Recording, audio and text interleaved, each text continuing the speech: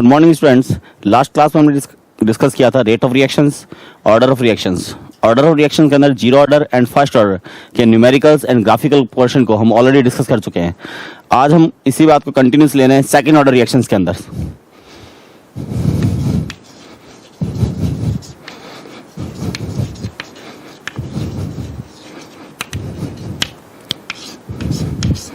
Second order reactions, second order reactions को ये count करें, ए plus B gives product.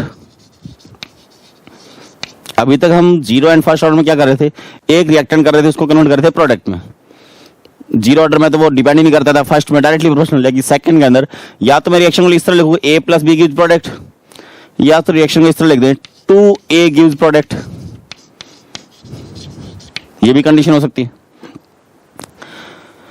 Initial time count किया मैंने 0, तो कंसंट्रेशन काउंट की इनकी A, तो इसकी कंसंट्रेशन में काउंट कर रहा हूं मैं A, तो स्टार्टिंग कंडीशन कितनी आएगी 0। यानी फर्स्ट कंडीशन ले रहे हैं, if concentration of both reactant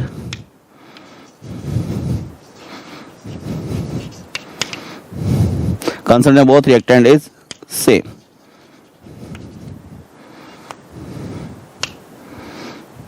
After time t, concentration of A is A minus x, B is A minus x, the product की फॉर्मेशन हो जाएगी x फॉर्म के अंदर। यहाँ पे रेट लॉ का अप्लाई करें, R directly proportional to concentration of reactant, उसका स्क्वायर काउंट कर लें, because A minus x into a minus x square form में रह जाएगा। यहाँ पर भी काउंट करता तो A माइनस एक्स और इसका स्क्वायर काउंट करते कि 2a कंडीशन मेरे पास में सेकेंड ऑर्डर में। R directly proportional to k constant हो गया a माइनस एक्स का स्क्वायर, R का formula dx by dt is equal to k a minus x का होल स्क्वायर, या इसको इस तरह काउंट करें dx upon k upon a minus x का whole square is equal to k into d t. Integrated equation लें तो value लिखते हैं k into t is equal to x upon a into a minus x, या time का formula ले तो 1 by k into x upon a into a minus x.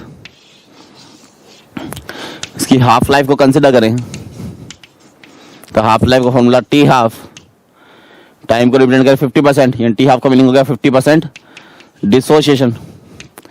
एक x की जो वैल्यू अपने पास में वो हो जाएगी a बाई 2, एक्स की वैल्यू यहाँ पुट कर दें तो टी हाफ का formula 1 by k into x की value a by 2 upon a into a minus A by 2, A minus A by 2 a by 2, तो यहाँ लगा a बाई 2 से a by 2 cancel out, 1 upon के इंटू ए। तो इससे result ये निकाल सकते हैं कि सेकंड ऑर्डर के अंदर जो रेट ऑफ रिएक्शन है वो कंसंट्रेशन के स्क्वायर को directly proportional, but the half life of second order reaction is the inversely proportional to the initial concentration of reactant. इसमें हमेशा इनवर्सली प्रोपोर्शनल कंडीशन रहेगा, और रेट में काउंट करोगे स्क्वायर के हमेशा डायरेक्टली प्रोपोर्शनल कंडीशन। उतारिए से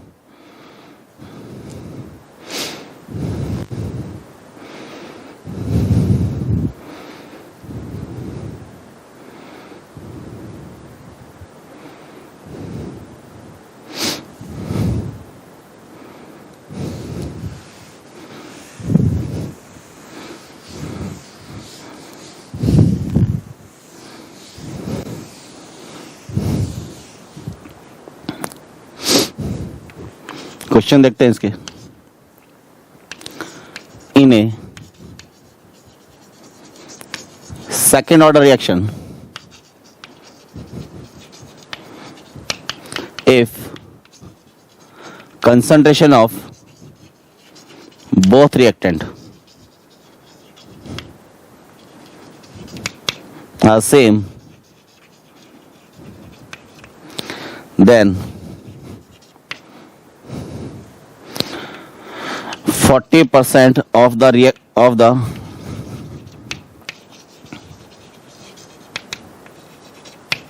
reaction or reactant molecule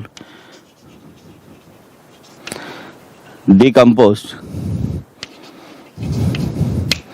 into 100 seconds. Then calculate the time for 60% dissociation और decomposition. बड़ा सिंपल न्यूमेरिकल है, सॉल्व कीजिए. जैसे अपन ने फर्स्ट ऑर्डर में काउंट किया था, x की वैल्यू को दो वैल्यू के अंदर अपन इंटरफेयर कर रहे थे, या उसको कहते हैं दो वैल्यू को अपन इसको चेक कर रहे थे आपस में कंपेयर करके. यहाँ पर भी सेम काम करना है. पूरी रिएक्शन के रेट कांस्टेंट तो हमेशा सेम रहेगा. कंपेयर कर लीजिए t 40% एंड t 60% के लिए. कंपेयर किया t 40%, formula 1/k into x कितना हो गया 40 upon 100 into 100 minus 40.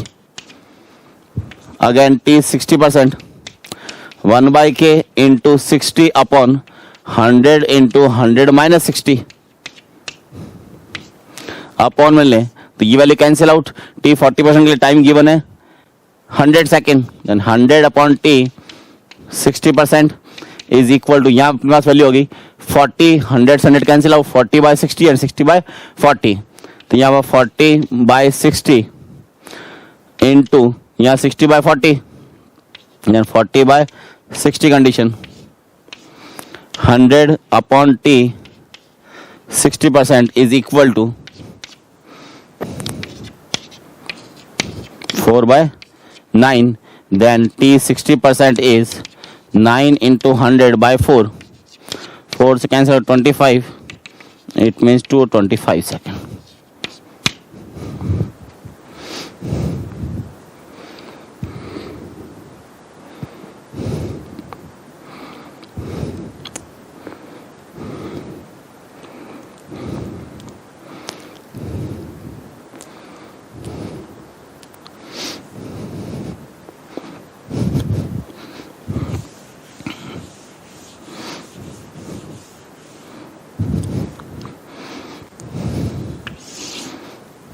Second, in a second order reaction,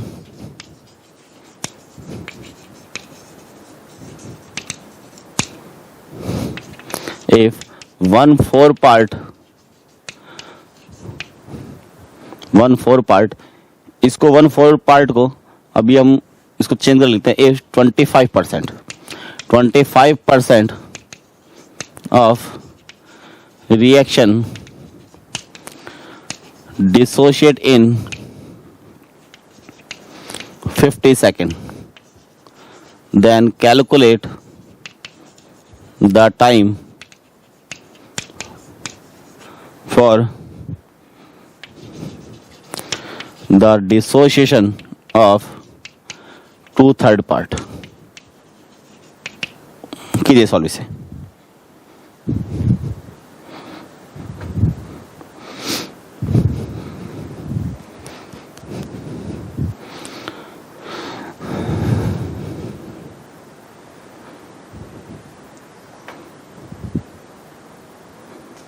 same numerical है. यहाँ पे 40 एंड 60% था, वहाँ 1/4 एंड 25%. तो 25% का मीनिंग कितना हो गया 1/4 पार्ट. और आपको स्टार्टिंग में कहा था जब फ्रैक्शन फॉर्म में दिया जाए तो इनिशियल वैल्यू हमेशा कंसीडर करेंगे 1. देन टाइम 1/4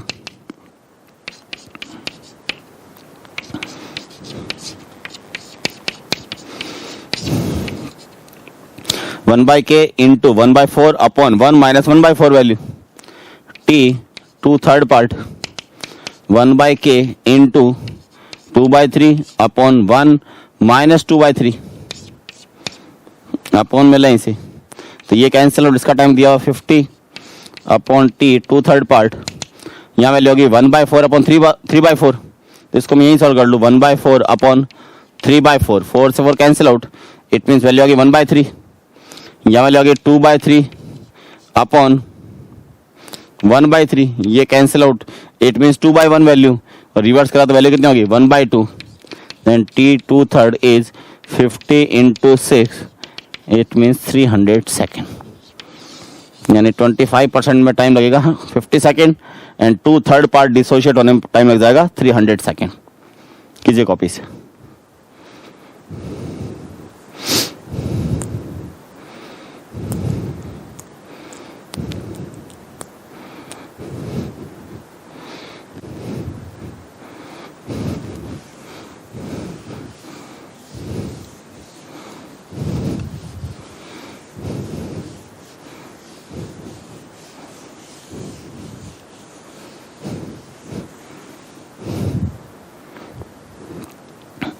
अब ऑर्डर ऑफ रिएक्शन के बाद में नेक्स्ट टॉपिक लेते हैं, molecularity.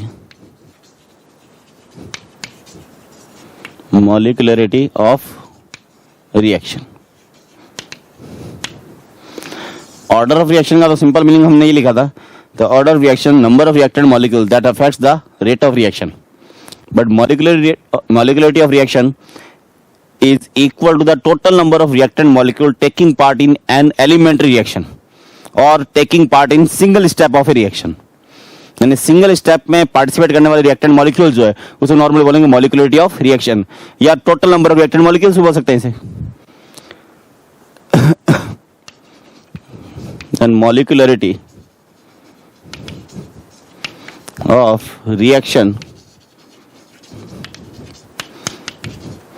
is equal to the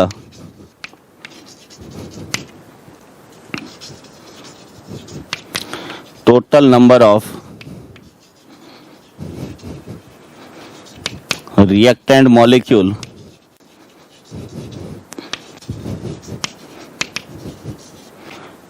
taking part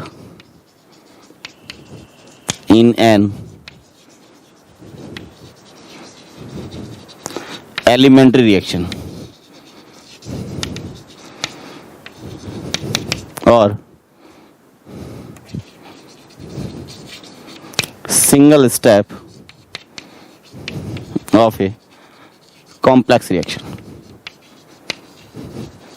यानी कि मोर देन वन स्टेप में कोई रिएक्शन हो रही है तो उसके सिंगल स्टेप में जो रिएक्टेंट मॉलिक्यूल पार्टिसिपेट करेंगे वो कहलाएगी इसकी मॉलिक्यूलरिटी ऑफ रिएक्शन। एग्जाम्पल जैसे काउंट करो इसे HCl, इसका सिंगल मॉलिक्यूल अगर सनलाइट की प्रेजेंस में half H2 plus half Cl2 ये काउंट करें तो इसमें एक ही मॉलिक्यूल पार्टिसिपेट कर रहा है तो नॉर्मली मैं बोलूंगा इसकी मॉलिक्यूलरिटी कितनी होगी 1। तो इसे हम बोल सकते हैं मोनो और यूनिमॉलिक्यूलर।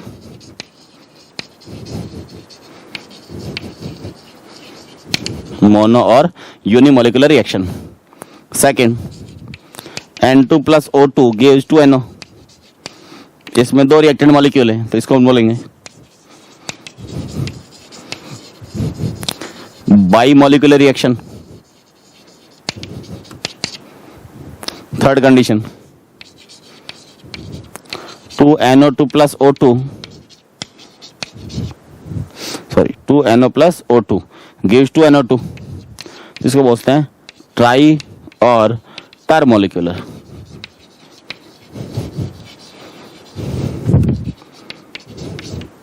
तो जितने रिएक्टेंट मॉलिक्यूल जैसे इसमें एक मॉलिक्यूल तो यूनि और मोनो, दो मॉलिक्यूल तो bimolecular, 3 molecule then tri और termolecular reaction. Number of reactant molecule के भी यहाँ पे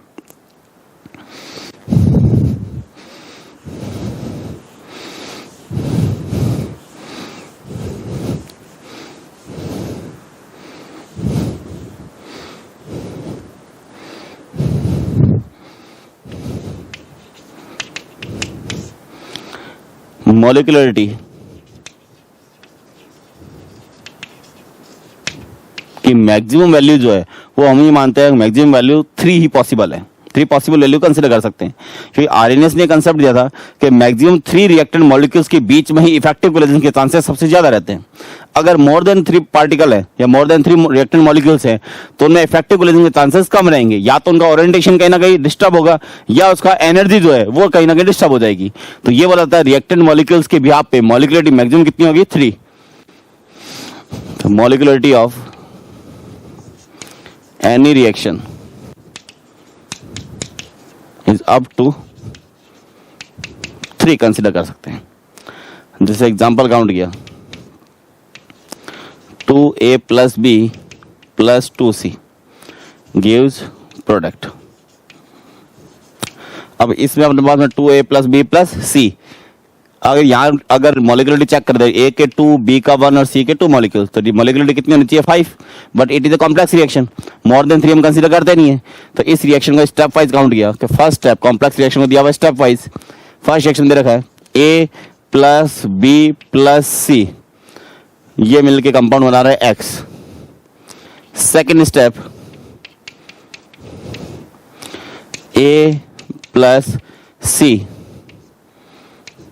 प्लस एक्स, कंपाउंड बना Y. Third step Y plus C gives final product.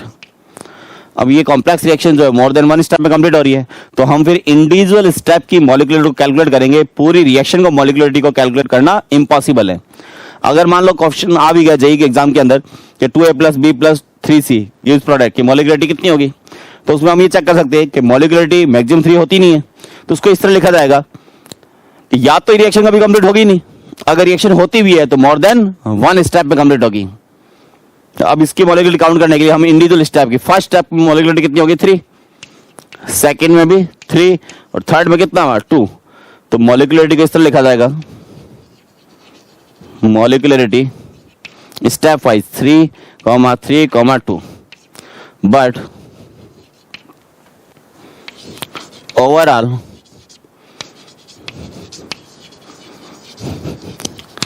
molecularity of reaction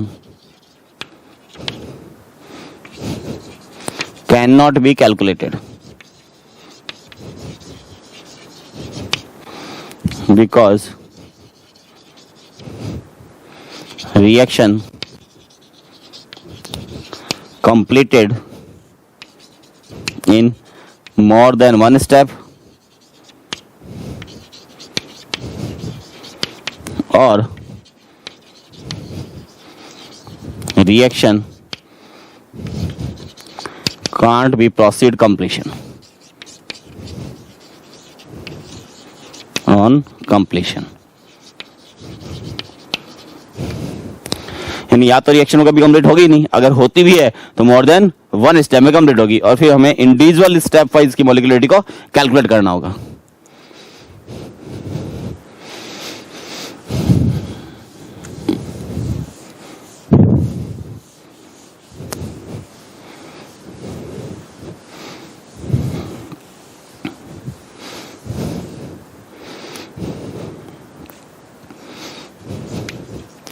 order and molecularity,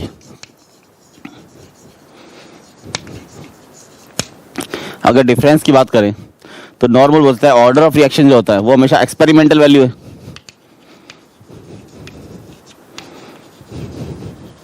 but molecularity is theoretical value. Second, order of reaction 0 भी हो सकता है, positive भी काउंट कर सकते हैं और नेगेटिव भी हो सकता है, और फ्रैक्शन फॉर्म भी हो सकता है, इसकी सारी वैल्यू पॉसिबल है, but molecularity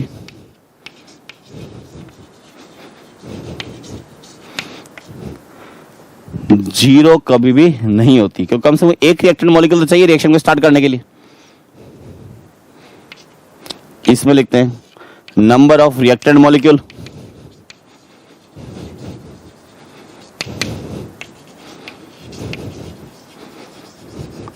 that affects the rate of reaction, इसमें लेंगे number of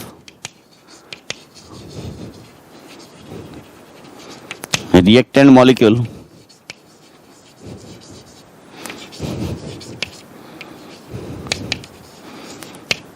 taking part in elementary reaction। ये इसके मेजर डिफरेंस है। ये experimental value order and molecularity क्या होगा, theoretical value. Order 0, positive, negative, fraction कुछ भी वैल्यू हो सकती है, बट मॉलिक्यूलरिटी 0 कभी नहीं होगी, मिनिमम एक रिएक्टेंट मॉलिक्यूल उसको रिक्वायरमेंट रहेगी। ऑर्डर को काउंट किया था number of reactant molecules that effects the rate of reaction, but molecularity number of reactant molecules taking part in elementary reaction. ये इसके बेसिक डिफरेंसेस है इसमें।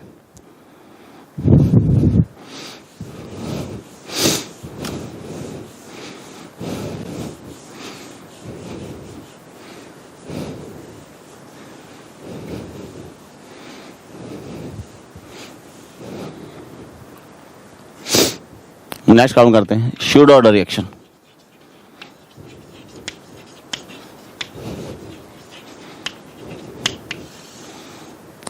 शुड ऑर्डर रिएक्शन भी बोल सकते हैं। मोस्टली रिएक्शंस के अंदर क्या होता है, ऑर्डर एंड मॉलिक्युलरिटी सेम रहती है, लेकिन कुछ एक रिएक्शन ऐसे भी हमारे पास में जिसमें मॉलिक्युलरिटी ऑर्डर सेम नहीं होते। तो ऐसी रिएक्शन जिनमें molecularity is not equal to order of reaction, that type of reaction is known as pseudo order reaction.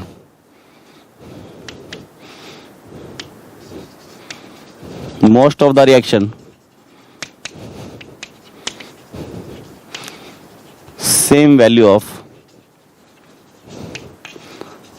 order and molecularity, but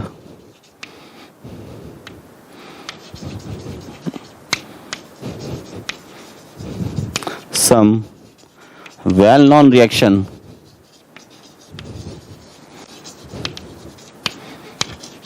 in which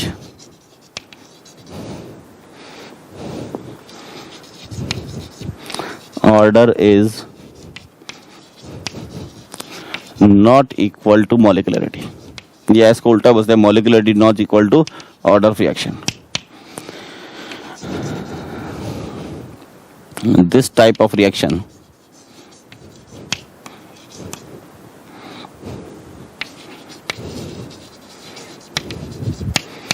is pseudo order reaction, जहां पे मॉलिक्युलरिटी and order same नहीं होंगे उसे हम बोलेंगे pseudo order reaction. Example,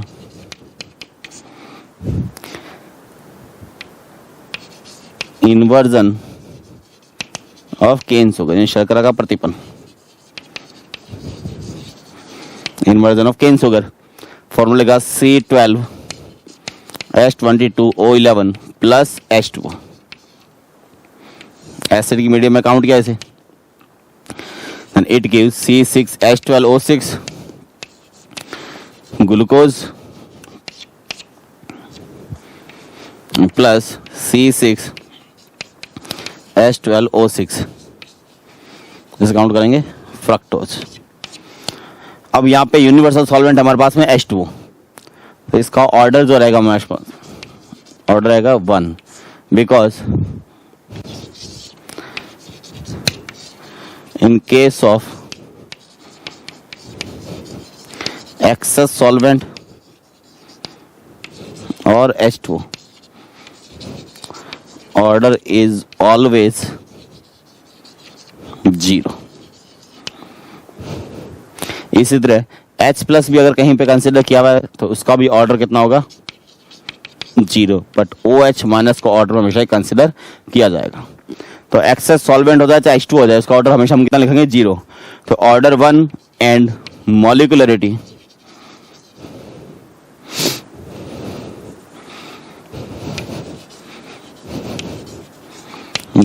is 2। Rate law लिखे R is equal to K C12H22O11 raise to power 1 और H2O लिखूंगा मैं power 0।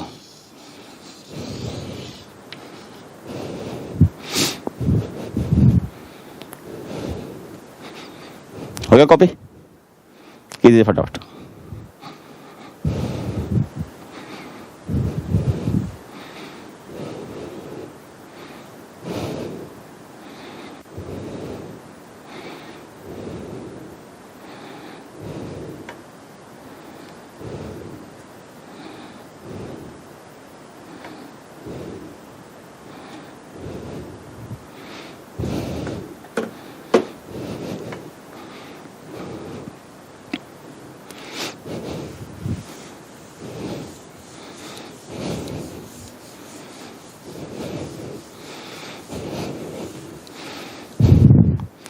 Second example, hydrolysis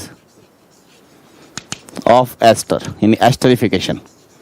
In acidic medium, CS3 COC2H5 plus H2O on gives acidic medium, acetic acid CS3COH with ethanol C2H5OH. Then rate law is R is equal to K, concentration of ester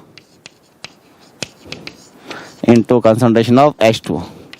But H2O gas order 0, then it means order 1, and here comes molecularity is 2. इस reaction को हम बोलेंगे should order reaction. उतारिए जल्दी से.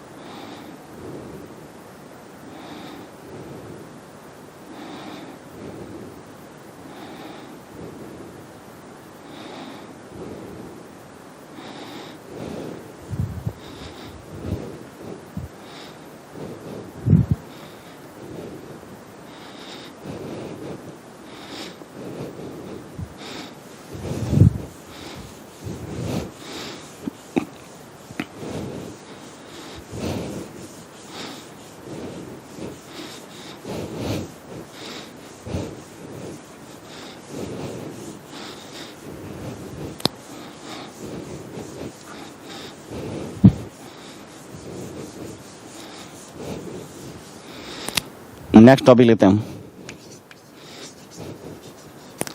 Collagen theory.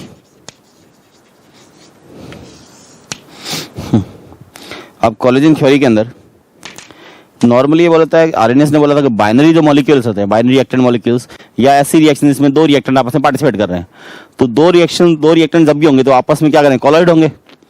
तो ऐसे number of reactant molecule जो effective collision कर रहे हैं, इफेक्टिव कोलिजन का मीनिंग है जो प्रोडक्ट फॉर्मेशन कर रहे हैं, यानी जो रिएक्शन में पार्टिसिपेट कर रहे हैं उन्हें बोलेंगे इफेक्टिव रिएक्टेंट मॉलिक्यूल्स, और वो इफेक्टिव रिएक्टेंट मॉलिक्यूल्स क्या करेंगे, प्रोडक्ट की फॉर्मेशन करेंगे.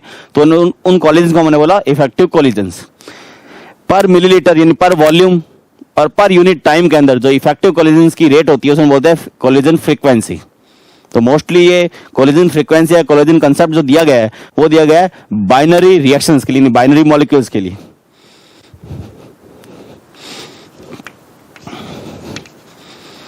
In binary reaction, reactant colloid together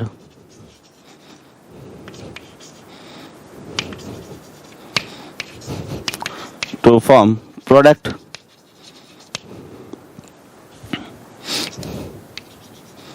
The number of collisions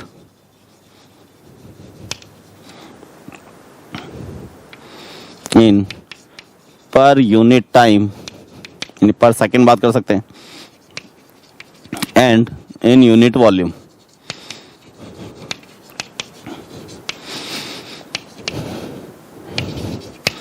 is known as collision frequency. इसको इंडिकेट करते हैं जेड से, यानी per unit time per unit volume के अंदर जो नंबर ऑफ कोलिजन हम उसमें बोलेंगे कोलिजन फ्रीक्वेंसी. अब कोलिजन फ्रीक्वेंसी जितनी ज्यादा होगी इट मींस प्रोडक्ट बनने के चांसेस भी उतनी ज्यादा होंगे. तो ये लिख दें, number of collisions that converted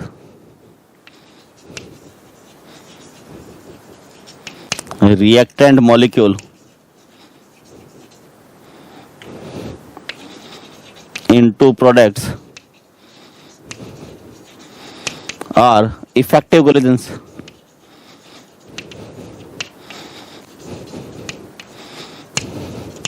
और जो प्रोडक्ट नहीं बना पाए, and those coalitions are not converted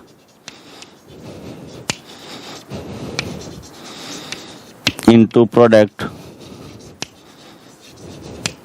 are ineffective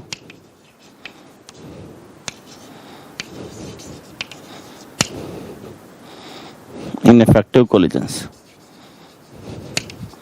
यह बोलते हैं जो इफेक्टिव कोलिजन्स है वो हमेशा एक्टिव मॉलिक्यूल्स के थ्रू होगी, और जो इनएफेक्टिव कोलिजन है वो हमेशा पैसिव मॉलिक्यूल के थ्रू होगी। तो ये अपन बोलते हैं effective collisions throughout from active molecules and ineffective condition जो है अपने पास में वो रहेगी from passive molecules,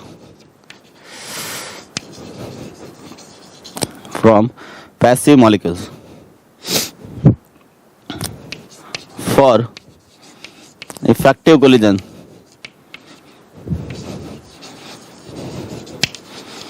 there are two types of barrier, यानी इन बैरियर को जब तक ये क्रॉस नहीं करेंगे इफेक्टिव कोलिजन के चांसेस कम रहते हैं। फर्स्ट बैरियर होता है उसमें energy barrier, and second barrier होता है ओरिएंटेशन बैरियर।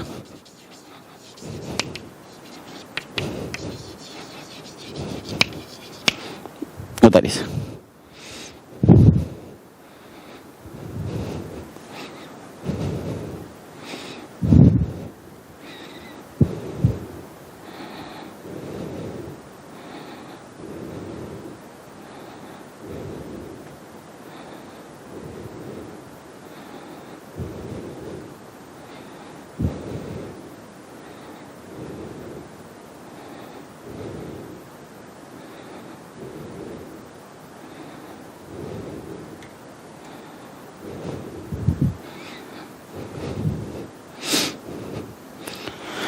एनर्जी बैरियर, इसमें हमने पास में दो तरह की एनर्जी वर्क करती है। फर्स्ट डिस्कस करते हैं एनर्जी बैरियर को।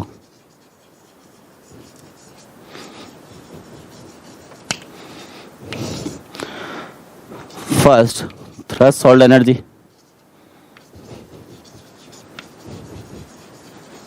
इसको रिप्रेजेंट करूंगा ETH से, एंड सेकेंड आता है अपने पास में एक्टिवेशन एनर्जी।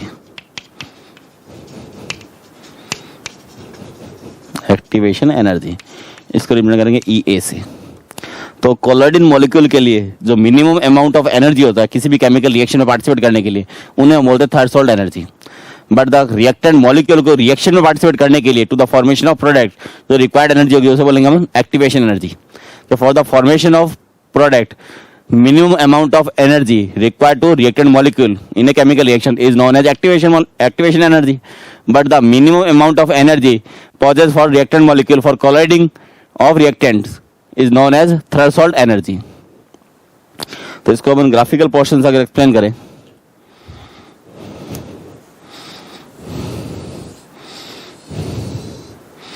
यहाँ लिख सकता हूं मैं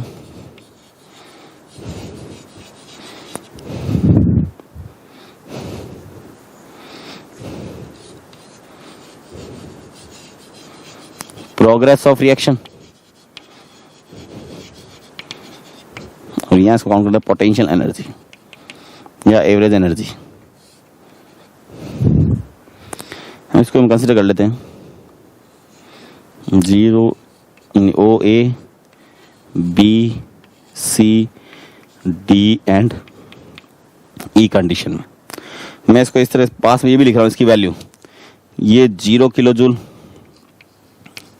10 kilo joule, 20 kilo joule, 30 kilo joule, 40 kilo joule and 50 kilo, ताकि समझ में आएगा रिएक्शन एक्सोथर्मिक है या एंडोथर्मिक है। रिएक्टेंट को काउंट किया, यहां से कंसिडर करते हैं।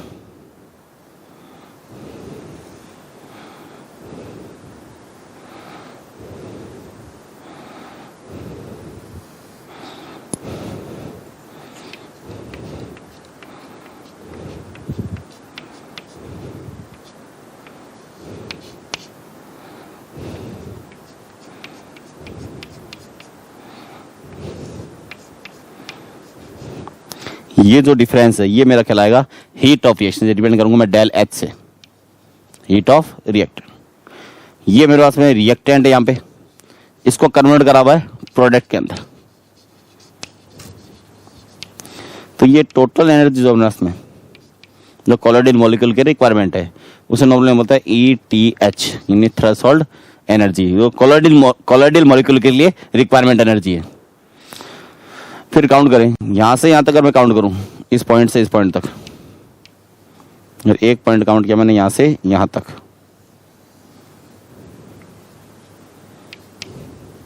फिर एक पॉइंट बना रहेगा यहां से यहां तक, और नेक्स्ट पॉइंट यहां से यहां तक।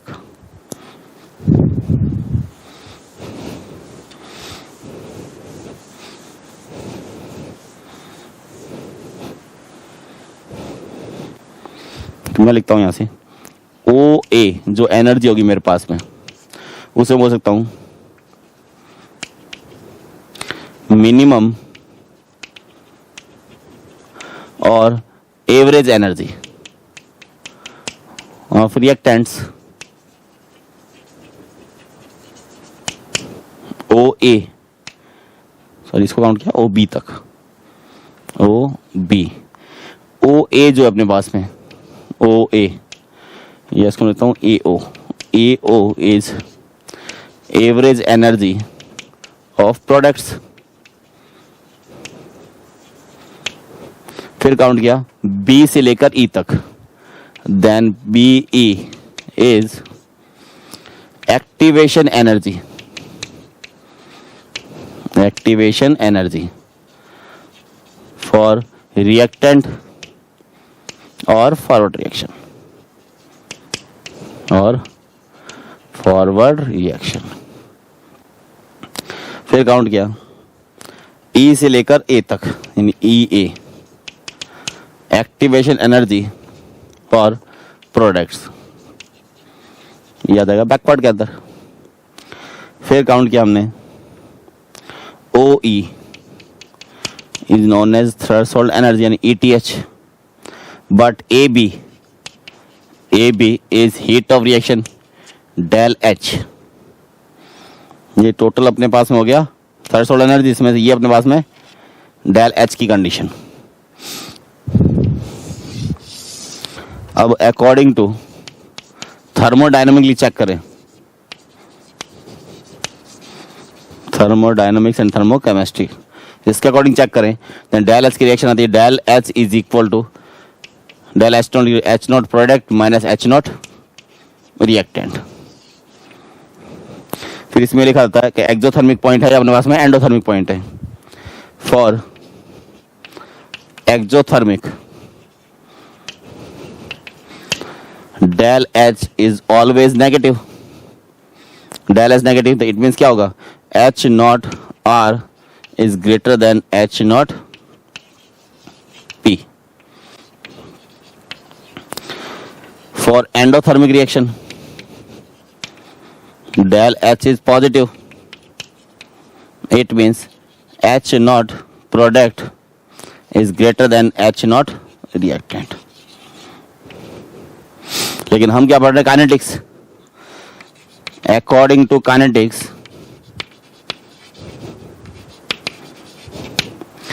del H is equal to EA forward minus EA backward. इसमें भी कंडीशन एक्सो होगा तो डेल H नेगेटिव, तो क्या लिखते हैं फॉर एक्सोथर्मिक डेल H क्या होगा, नेगेटिव, और नेगेटिव आने के लिए क्या होगा, EA backward is greater then EA forward. For endothermic reaction EA forward is greater then EA backward. अब इस न्यूमेरिकल वाले चेक करें, देखो 0, 10, 20, 30, 40, 50, इस B पॉइंट से लेकर E पॉइंट तक अपने पास में क्या है, फॉरवर्ड कंडीशन, तो 10 to कितना हो गया यहाँ 50, तो डिफरेंस कितना 40। फिर E पॉइंट से लेकर A पॉइंट तक अपने पास में कौन सा है, प्रोडक्ट, तो 50 से 10, 40, 20 to 50, 30, तो अगर मैं काउंट करूं यहाँ पर डेल H की वैल्यू, तो डेल H की वैल्यू यहाँ 20 से काउंट की 50, तो कितना हो गया 30, माइनस यहाँ कितना हो गया 40, वैल्यू कितना आ गई -10 किलो जूल। इट मीन्स अपने पास में ये जो ग्राफ बना हुआ है किसके लिए, फॉर एक्सोथर्मिक रिएक्शन, ये ग्राफ बना हुआ है एक्सोथर्मिक रिएक्शंस के लिए।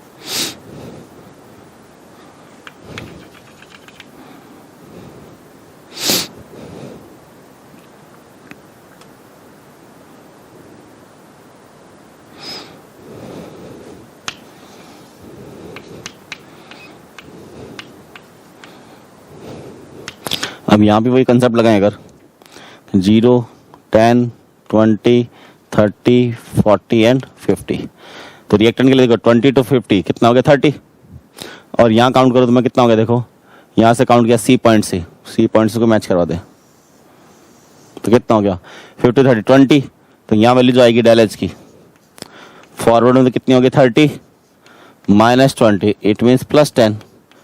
देन ये ग्राफ रिप्रेजेंट किसको करेगा, एंडोथर्मिक रिएक्शन को। या इसको अपन ये भी याद रख सकते हैं कि जब एंडोथर्मिक रिएक्शन की बात आएगी, जो रिएक्टेंट का ग्राफ है वो प्रोडक्ट के ग्राफ से हमेशा नीचे रहेगा। जब एक्सोथर्मिक की बात आएगी तो रिएक्टेंट का ग्राफ जो है प्रोडक्ट के ग्राफ से हल्का सा ऊपर की तरफ रहेगा। तो ये ग्राफ एक्सोथर्मिक, ये ग्राफ हमारे पास में एंडोथर्मिक कंडीशंस में।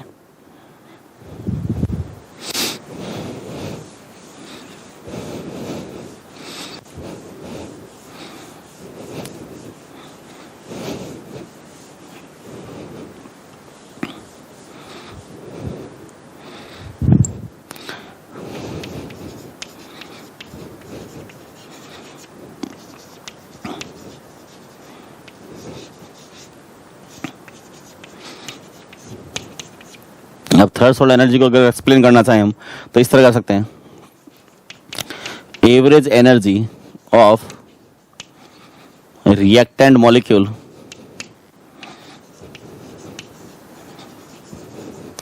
Plus activation energy of reactants.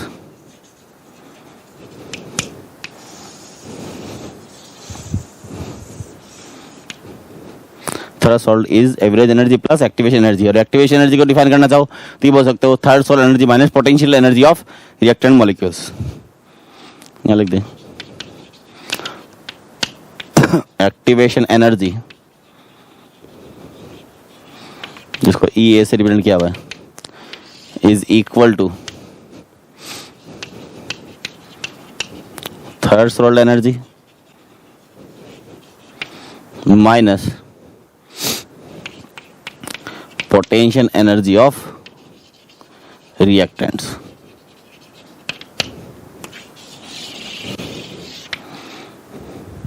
तो ये अपना छोटा सा ग्राफिकल पोर्शन है जो एंडोथर्मिक और एक्सोथर्मिक को एक्सप्लेन करता है। काइनेटिक टर्म में अगर काउंट करेंगे तो डेल एच की जो रिएक्शन आएगी आएगी ये फॉरवर्ड माइनस ये बैकवर्ड, और थर्मोडायनेमिकली आएगा प्रोडक्ट माइनस रिएक्टेंट। और ग्राफ के अकॉर्डिंग हमें मैच करना होता है। जेई के अंदर ग्राफिकल पोर्शन ज्यादा पूछा जाता है, तो ग्राफ में मैच कीजिएगा। रिएक्टेंट मॉलिक्यूल का ग्राफ अगर नीचे की तरफ है तो हमेशा वो एक्सप्लेन किसको करेगा, एंडोथर्मिक। रिएक्टेंट का मॉलिक्यूल ग्राफ ऊपर है तो वो रिप्रेजेंट करेगा एक्सोथर्मिक को।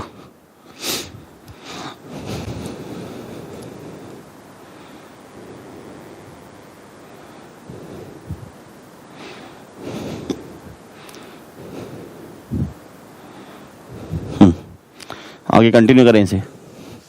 अब आरएनएस ने जब बाइनरी मॉलिक्यूल के लिए कोलोइडल कंसेप्ट दिया था तो इस एनर्जी बैरियर के भी यहाँ पे दिया गया था, लेकिन इस बैरियर के साथ साथ हमारे पास एक सेकंड बैरियर रहता है,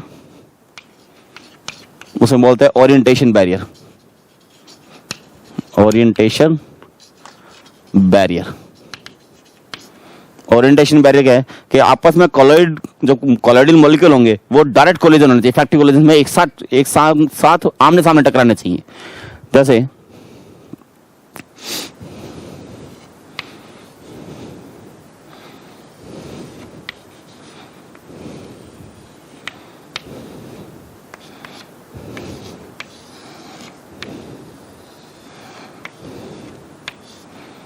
रिएक्शन अपने पास में ये N2O plus CO gives CO2 plus N2, ये एक बाइनरी रिएक्शन है।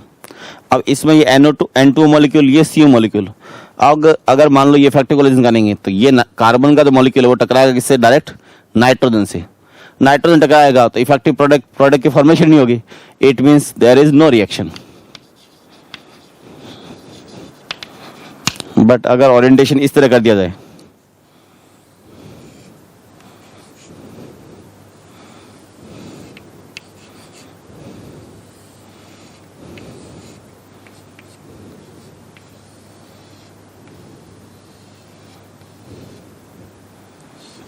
अब इसमें क्या होगा, ये कार्बन जो है ये डायरेक्ट इफेक्टिव कोलिजन करेगा इस ऑक्सीजन से और यहाँ से इफेक्टिव कोलिजन यहाँ के प्रोडक्ट को सेपरेट कर देगा।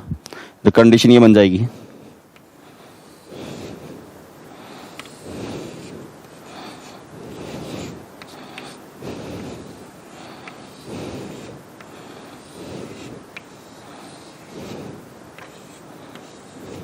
ये इसकी रिएक्शन कंप्लीट होगी।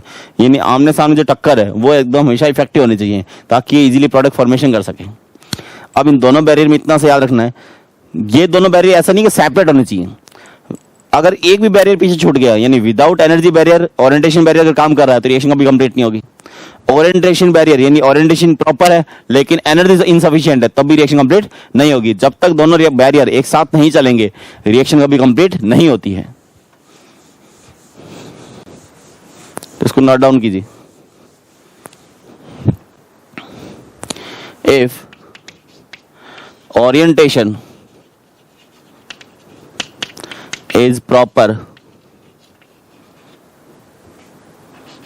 but energy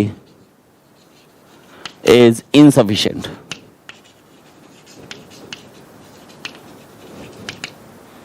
reaction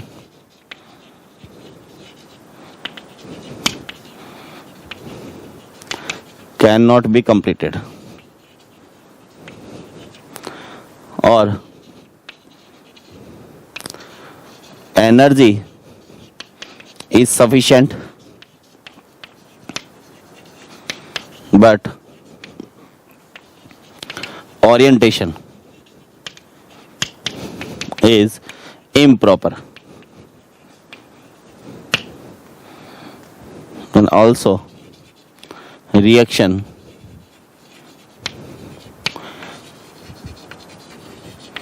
cannot be completed.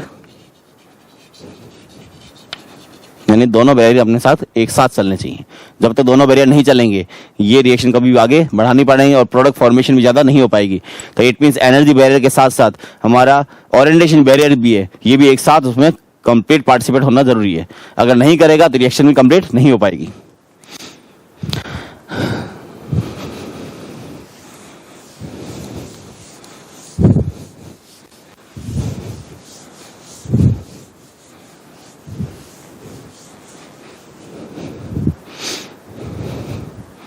अब बात करते हैं हम फैक्टर्स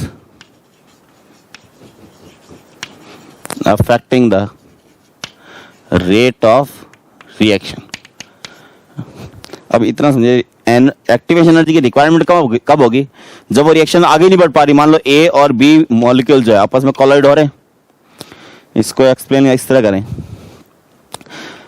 ये दो मॉलिक्यूल हैं ए यानी A2 मॉलिक्यूल, ये बी मॉलिक्यूल, ये बी मॉलिक्यूल, ये B2 मॉलिक्यूल, दोनों मिलकर बना रहे हैं 2AB मॉलिक्यूल। तो पहले कोलाइड होंगे और कोलाइड होके एक अपना कॉम्प्लेक्स फॉर्मेशन करेंगे।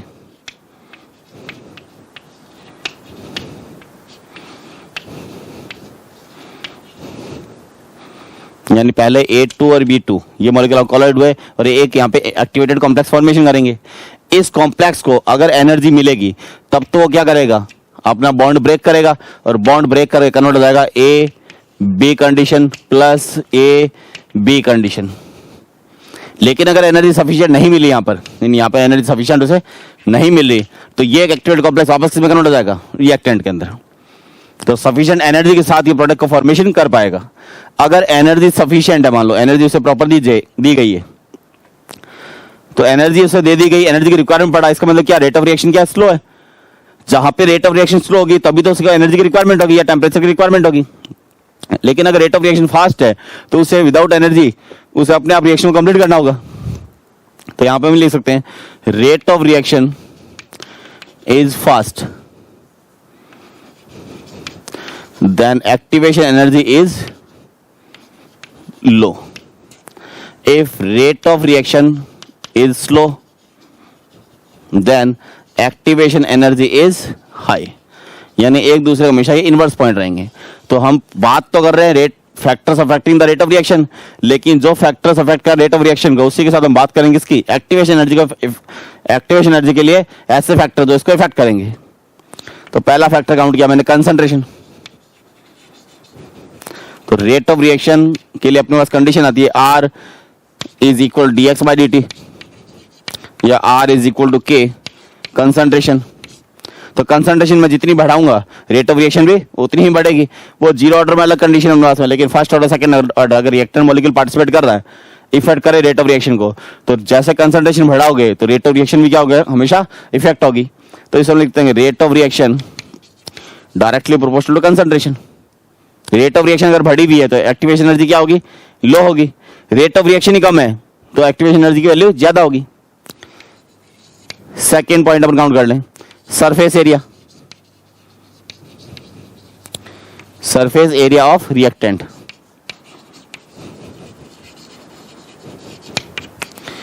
यानी रिएक्शन के अंदर जो मॉलिक्यूल पार्टिसिपेट कर रहे हैं उनका सरफेस एरिया अगर बहुत ज्यादा है तो रेट ऑफ रिएक्शन क्या होगी, बहुत ज्यादा होगी। लेकिन सरफेस एरिया अगर कम है तो रेट ऑफ रिएक्शन क्या होगी, कम हो जाएगी उसकी। जैसे नॉर्मल एक कंटेनर के अंदर कोई सब्जी या कोई लिक्विड पड़ा है, उसके अंदर तुम मान लो सब्जी अगर पड़ी है तो उसमें नमक डिसॉल्व करना चाहिए, तो एक नमक आता है क्रिस्टल फॉर्म में, एक आता है पाउडर फॉर्म में। तो पाउडर फॉर्म में अगर आप डालोगे तो वो इजीली क्या करेगा, उसको डिसॉल्व कर देगा। लेकिन अगर क्रिस्टल फॉर्म में अगर अटैच कर दिया तो वो एक ही जगह रहेगा और रेट ऑफ रिएक्शन उसकी क्या होगी, स्लो हो जाएगी, वो धीरे धीरे डिसॉल्व होगा। तो surface area directly proportional to rate of reaction. फिर प्रेशर, वॉल्यूम, काफी सारे फैक्टर है जो रेट ऑफ रिएक्शन को इफेक्ट करते हैं। लेकिन जो मेन टॉपिक है अपना जो रेट ऑफ रिएक्शन में इफेक्ट करेगा वो रहता है अपने पास में effect of temperature. Effect of temperature. और इन्हें नहीं बोला था, अगर किसी भी केमिकल रिएक्शन में 10 डिग्री सेंटीग्रेड का टेम्परेचर का डिफरेंस आ रहा है तो rate of reaction will be 2 और 3 टाइम्स। यानी इसको ये बोलते हैं T डिग्री सेंटीग्रेड पर, at T degree centigrade rate constant is KT। और 10 डिग्री सेंटीग्रेड डिफरेंट ले लें, T plus 10 degree centigrade, then rate constant is KT plus 10, then KT plus 10 upon KT is equal to 2 और 3 times. Numerical solve करने के लिए हम consider करते हैं हमेशा 2 टाइम्स को। वैसे 0 डिग्री सेंटीग्रेड से 50 डिग्री सेंटीग्रेड पर रिएक्शन आ चुकी है, तो अब इसके फैक्टर चेक करते हैं। फैक्टर मतलब है 10 से कितनी बार इफेक्ट हुआ, 0 से 10 डिग्री सेंटीग्रेड, 10 से 20, 20 से 30, 30 से 40, 1 2 3 4 टाइम्स चेंज कर रही वैल्यू। तो rate of reaction is 2⁴ times. जब फर्स्ट ऑर्डर के रेस्पेक्ट में काउंट कर सकते हैं इसे। कि अगर मान लो किसी में 10 डिग्री सेंटीग्रेड का डिफरेंस आ रहा है तो रेट ऑफ रिएक्शन क्या होगी, हमेशा न्यूमेरिकल फॉर्म में 2 टाइम्स, बाकी थियोरेटिकल ओनली 2 और 3 टाइम्स। इसे हम बोलते हैं टेम्परेचर कोफिशिएंट। देखिए डायरेक्ट क्वेश्चन पूछ लेते हैं कि अगर 127 से 347 चला गया, 127 से 157 चला गया तो rate of reaction will be, कितने टाइम इंक्रीज करेगा, कितने टाइम डिक्रीज करेगा। तो जब भी 10 डिग्री सेंटीग्रेड का डिफरेंस आएगा तो 10 डिग्री सेंटीग्रेड टेम्परेचर इंक्रीज होने पर रेट ऑफ रिएक्शन में क्या होगी, ट्वाइस और थ्राइस इंक्रीज हो जाएगी। न्यूमेरिकल काउंट करोगे हमेशा ट्वाइस की फॉर्म में।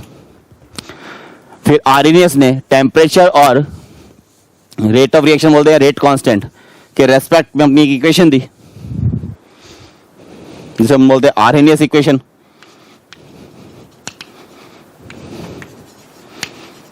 आर्हेनियस इक्वेशन, इक्वेशन दिया उसमें k is equal to a e raise to power minus e a by RT, in which k is rate constant, a Arrhenius constant,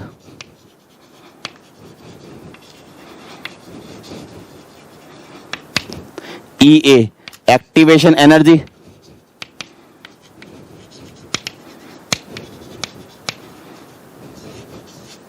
R gas constant, and T temperature in kelvin. इस equation को अगर log form में count करें तो equation लगी log के is equal to log base 10। In natural log को मैं ऑलरेडी लॉग बेस 10 में कन्वर्ट करता हूं। लॉग बेस 10 ए माइनस ई ए अपॉन 2.303 आर टी, ये अपने पास इक्वेशन बनेगी। इसको डिफरेंट टेम्परेचर पे काउंट करें eight T1 temperature, then rate constant is K1. At T2 temperature, rate constant is K2। तो दो अलग अलग इक्वेशन फॉर्मेशन कर लें यहाँ पे।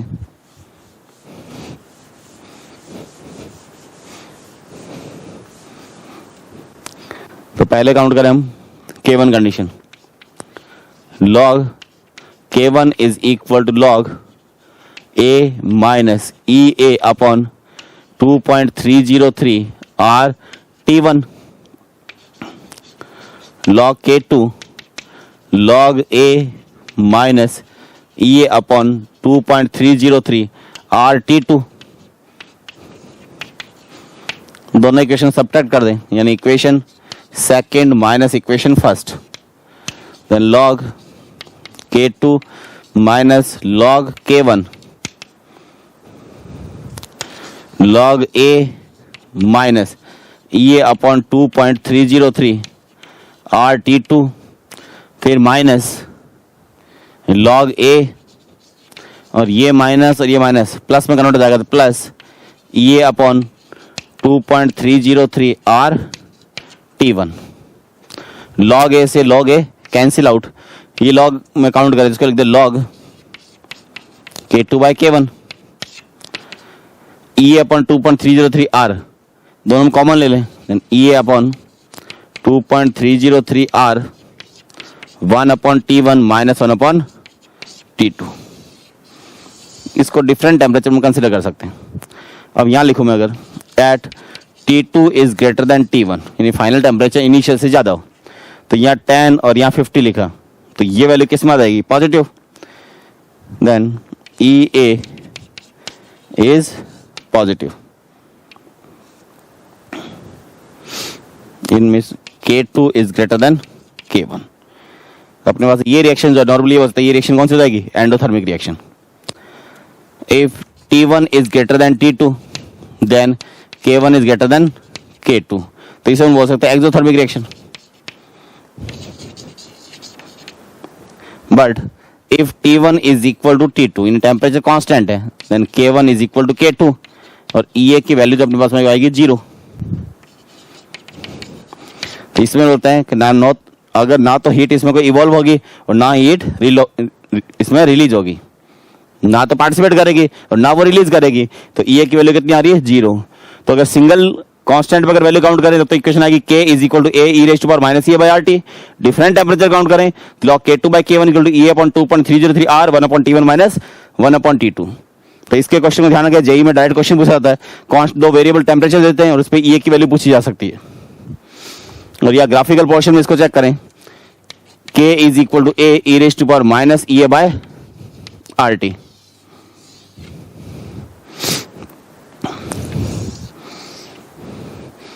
यहाँ काउंट किया, लॉग फॉर्म में इसको ले, तो लॉग फॉर्म में अपने पास इक्वेशन ये रही, तो इसको मैं ले लूँ, कंपेयर कर लें इसे, y is equal to mx plus c। तो सी मेरा क्या होगा log 10 और स्लोप जो आएगी मेरे पास में E अपॉन 2.303 R। ये अपना स्लोप किस में नेगेटिव फॉर्म में और टेम्परेचर अपने पास में 1/T कंडीशन। तो इसको काउंट कर ले log बेस 10K और यहाँ condition 1/T condition. Slope downward negative slope तो लगे E अपॉन 2.303 R स्लोप की वैल्यू और ये वैल्यू रहेगी log E। ये अपना सिंपल सा कंसेप्ट है आरएनएस कंसेप्ट। तो इसमें डायरेक्ट क्वेश्चन पूछता है, कोई घुमा फिरा के क्वेश्चन नहीं पूछता। T1 T2 देगा वो तुम्हें, K1 K2 में इसकी ये वैल्यू दे दे तो E की वैल्यू डायरेक्ट पूछेगा। बस E की वैल्यू पुट करते समय इतना याद रखिए, ऑप्शन चेक कर लीजिएगा जूल में ऑप्शन है या कैलोरी में ऑप्शन। अगर जूल में ऑप्शन दे रखे हैं तो R की वैल्यू आएगी 8.314 एंड कैलोरी में अगर ऑप्शन है तो वैल्यू आएगी 2। तो ये अपना था एक छोटा सा केमिकल काइनेटिक्स चैप्टर जिसमें आपको डिस्कस किसको करना है। फर्स्ट ऑफ ऑल काउंट करोगे रेट ऑफ रिएक्शन को, सेकंड काउंट करोगे रेट लॉ को, थर्ड ऑर्डर ऑफ रिएक्शन में 0 first and second order reaction और उनके ग्राफिकल पोर्शन को भी। फिर काउंट करेंगे order of reaction, difference between order and molecularity of reaction. फिर काउंट करेंगे कोलोइडल कंसेप्ट में अपने पास में दो बैरियर जो है energy barrier and orientation barrier, दोनों को आपको कंसिडर करना है। तो ये अपना केमिकल काइनेटिक्स का चैप्टर जिसको इजी वे में आप अच्छे से लर्न कर सकते हैं, क्योंकि हर बार मेडिकल और जेई एग्जाम दोनों में इनसे क्वेश्चन पूछा जाता है। बड़ा सिंपल सा क्वेश्चन रहता है, काफी सारे क्वेश्चन जेई एग्जाम में आ चुके हैं, मैंने डिस्कस करवाए हैं और भी आप प्रैक्टिस कीजिए। बड़ा इजी चैप्टर है, इजी वे में इसको आप प्रिपेयर कर सकते हैं। Thank you. नेक्स्ट क्लास में हम नेक्स्ट चैप्टर को डिस्कस करेंगे।